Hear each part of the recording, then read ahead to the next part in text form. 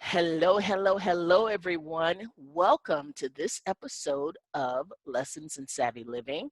I'm your host, Sia Knight, and I have someone here who's very special, and I'm going to have her introduce herself by telling us, Amy Maree Cook, the three things that people should know about you.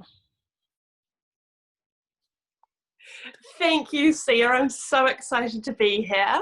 So the first thing, the things that would be most relevant to your audience are, I'm a busy mom. I have a 4-year-old, a 7-year-old, and a 10-year-old, and I run 2 businesses. So I know what busy feels like. I also know what overwhelm feels like. So I've been there. Me and my husband, we've both actually been there. So I have great sympathy for people that are feeling overwhelmed and trying to move into a more empowered state of life. And I love helping them shift into that space. So after being overwhelmed and going through this massive transition ourselves, I actually decided that I loved this so much, I went to life coaching school. So now I am a life coach who helps women make this transition for themselves. So that is what I bring to the table, and I love doing it so very much. Wow, that's quite a lot to bring to the table, Amy. So when I wanted to have a variety of women on this show, because as you know, the tagline is real women, real stories, real lessons. I searched worldwide. I said, who can I have to talk about meal planning? And did I just kind of look around the United States for someone? No. Did I stay in North America? No. I found an expert from, where are you from, Amy? From little old New Zealand, right down the bottom, the southern hemisphere, and I'm talking to you from a whole different time zone, like we are in different days, so it's super exciting to be here with you. It's crazy. She's talking to me from tomorrow, y'all. I mean, this is freaking me out, but I have to pretend like I'm more sophisticated than that. But it is just pretty cool, I have to admit.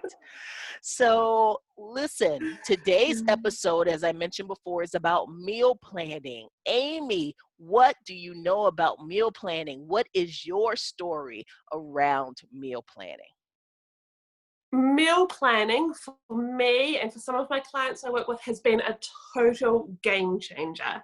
It's something that it helps us be healthier, it helps us utilize our money better, and it just clears so much headspace. So it's really the trifecta as far as savvy living goes, right? Like it's all of the good things. It does take a bit of time to come up with a good meal plan. So I do call it an investment of time, because doing a meal plan well does take a while, but then you can use that meal plan over and over and over. So I have my own meal plan is a 2-week meal plan. So that means every second Monday, we literally have the same meal. But that's what my family's happy with, having a 2-week meal plan. Some people prefer to have 3 or 4 weeks. Some people do a month so that they have a lot more variety. And some people just love the predictability and they just do a 1-week meal plan. So it might be that every Monday they literally have the same meal in their home. And that's totally fine. I always encourage people to do whichever length of meal plan suits them the best. But either way, once you've got it nailed, you just end up with so much more free time, so much headspace, and because you know what you're going to cook, you just do it. You've got the stuff there because you've done your meal plan before you did your grocery shop, so you've got everything you need. It's just, yeah. Listen to me rant about meal planning. You can tell it really excites me. Yes, and I'm telling you what, Amy, I saw that little handout you have. Let me see, hold that up. That I'll hold it excited up. me. Oh, that's my family's meal plan. Yeah. My mind is blown within the first 5 minutes of us speaking, because I know intuitively, okay, many of us these days are eating at home a lot more. right? And Mhm. then we're getting tired of having to think, what are we going to eat? What's next? That sort of thing. But the idea of having 10 or 15 or however many meals that you know your family likes, or and that it gives a sense of routine but predictability as well. Okay, boy, you have piqued my interest very Yeah. early.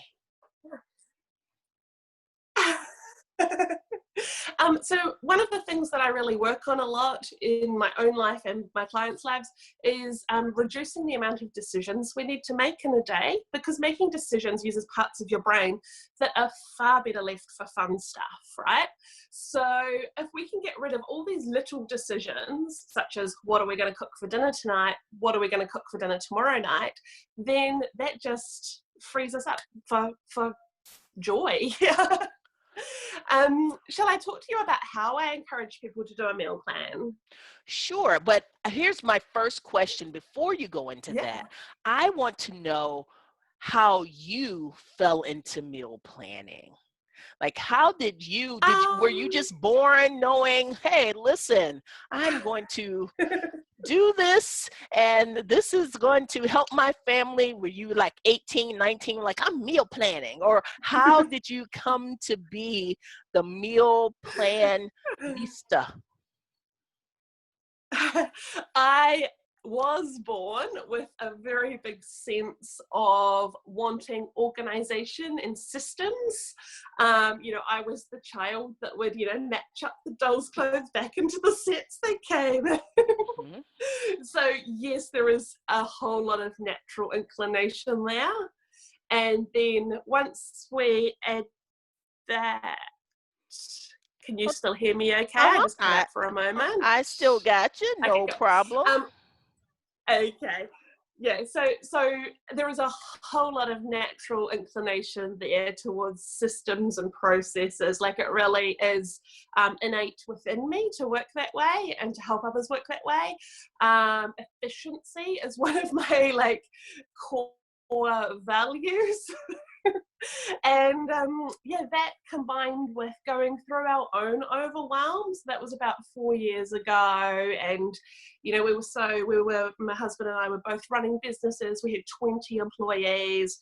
We were so focused on making sure that our employees were happy and that they had plenty of free time to spend with their families and all that, like all the nice big juicy stuff that we all want for our lives, right? But we weren't doing it for ourselves.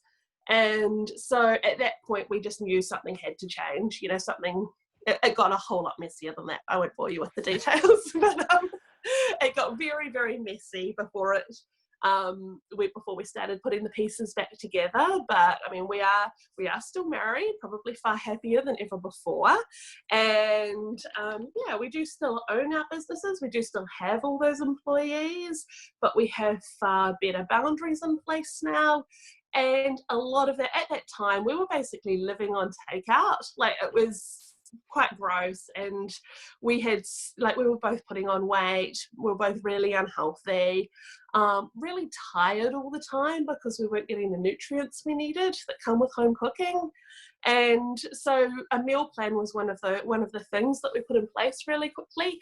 And we did try some systems that we found online, and none of them quite worked for us because they didn't take into account our schedule. So I think that's why people really need to create their own meal plan for their own family rather than buying a one size fits all meal plan where you just get told what to cook each night, because that just never takes into account the time that you have between taking your son to swimming lessons, your daughter to ballet lessons, and then jumping on another work call in the evening. So yeah, nobody That's knows your life better than you know your own. That's true. And so you have admitted that you had a natural inclination to being organized and to develop systems. Now, tell me, how do you help people, or can you help people who don't have that organization gene in their body and they need some assistance? How do you do that? Please. I do life coaching sessions with people where we work through these things, or I have processes on my website as well that people can access. Some of them are free, some of them are paid. And so I tend to turn things into processes that are really easy for others to understand. So, very step 1, step 2, step 3, step 4. And so quite often people call me, they're like, Amy, it's just not working. And I'm like, but what step are you up to in the process? And they say, oh, I'm not using the process, I'm doing it this other way. And then I'm like, well, can we come back to the process? And when you're following the process, you'll get the results. And sure enough, it does work. So you mentioned before about family favorites, and that is definitely the first step of meal planning, is to brainstorm a page of ideas of meals that you can cook that everybody in your family eats the same. So my daughter has dairy allergies and I have gluten allergies, and we have a list of about 20 different meals on our sort of master sheet that we can both eat. So they can be really easily made dairy-free and really easily made gluten-free. So we're not cooking 2 or 3 different meals for different people in the house. So that is definitely number one, brainstorming the meals that are your family's meals that meet everybody's needs, flavour, texture, allergies, all that stuff. And just ignoring the rest, like all of the rest, there's other things that I love, some people in my family love mac cheese. I can't have it because it's not gluten-free. My daughter can't have it because it's not dairy-free. But when we eat out, it's the first thing they order. So that's the stuff that just gets left for eating out. And we just focus on the stuff where we only have to cook 1 meal each night. And then once we've got our brainstormed list, the next thing that I do with clients is I go through their schedule, and that's kind of going, we're talking about meals, and now you've jumped to my appointment book and asking me when my daughter's dance classes are.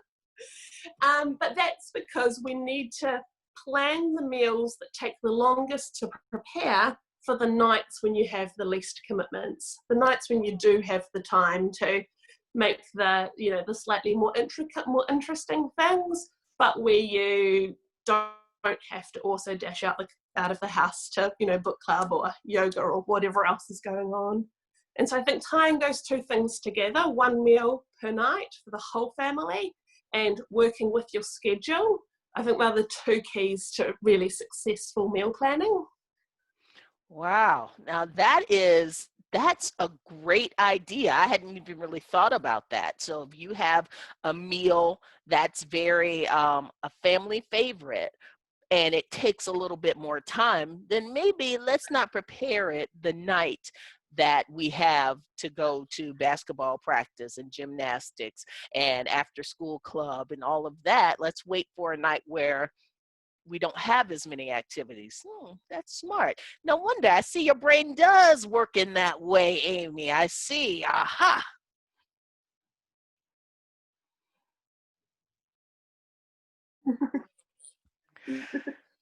So here's my It sure does. yes. So here's my next question to you is that from coming up with these systems, helping people with these systems, first of all, doing it for yourself first because of you said 3 kids and 2 businesses? Did I hear that right?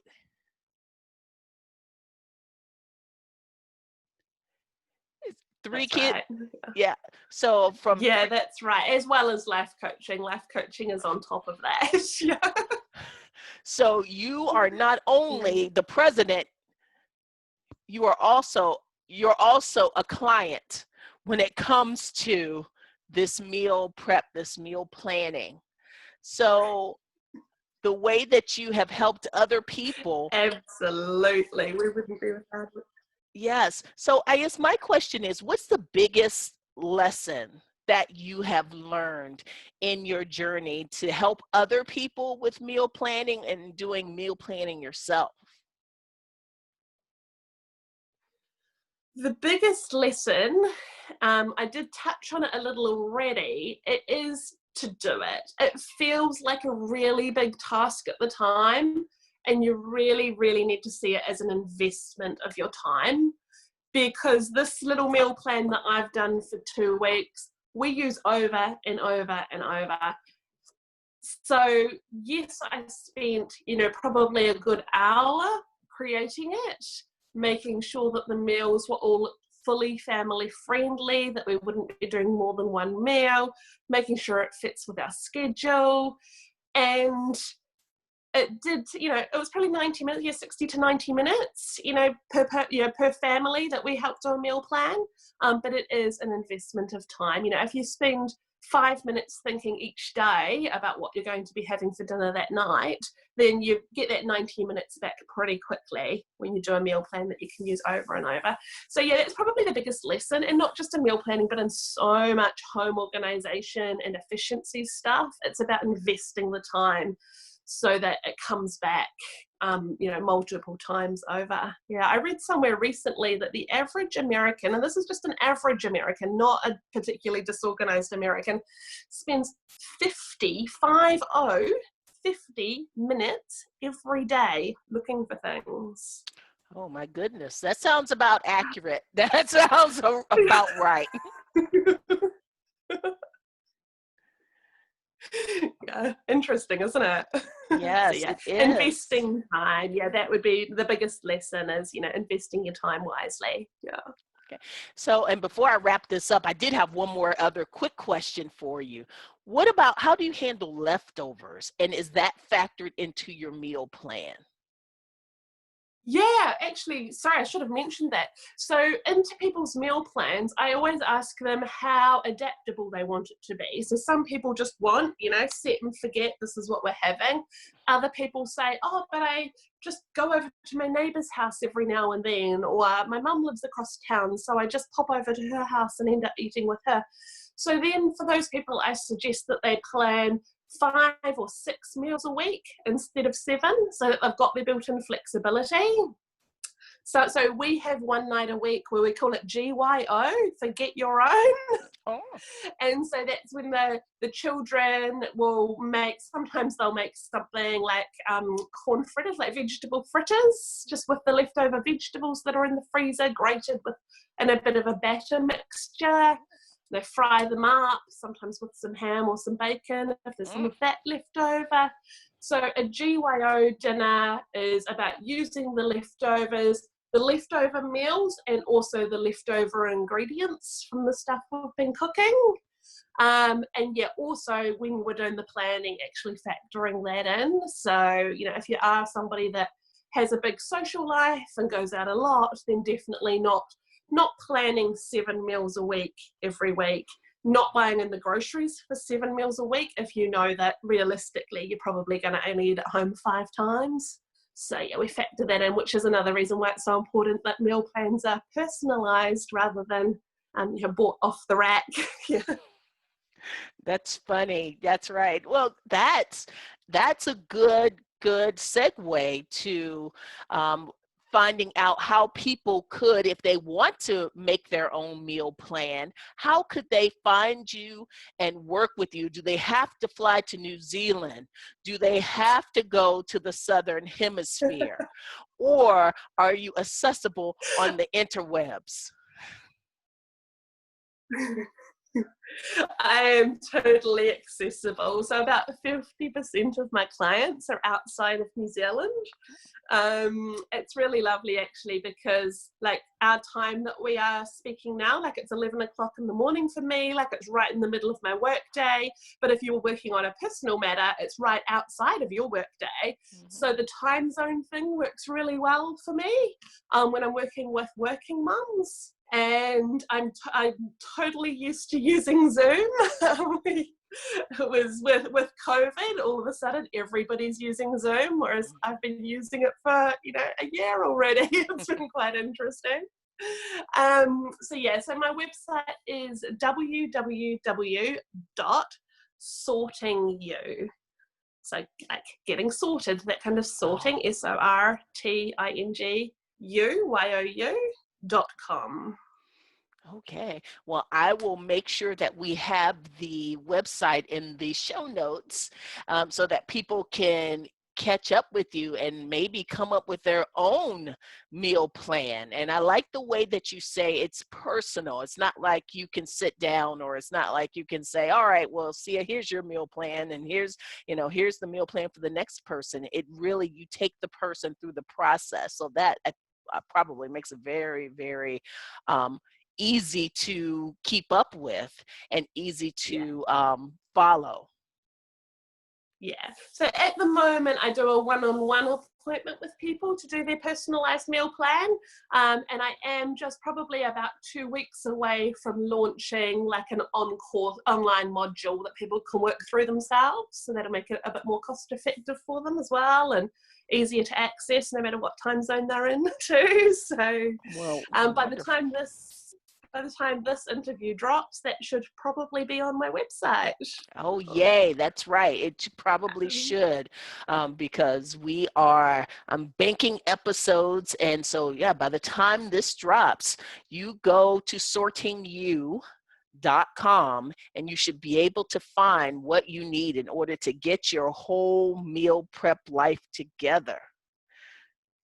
So I want to thank Amy Cook for joining me today and helping me. I mean, you've given some good information, some nuggets in this like 10, 15, 20 minutes. I can imagine what working with you is like. So everybody shout out to Amy and give her a call.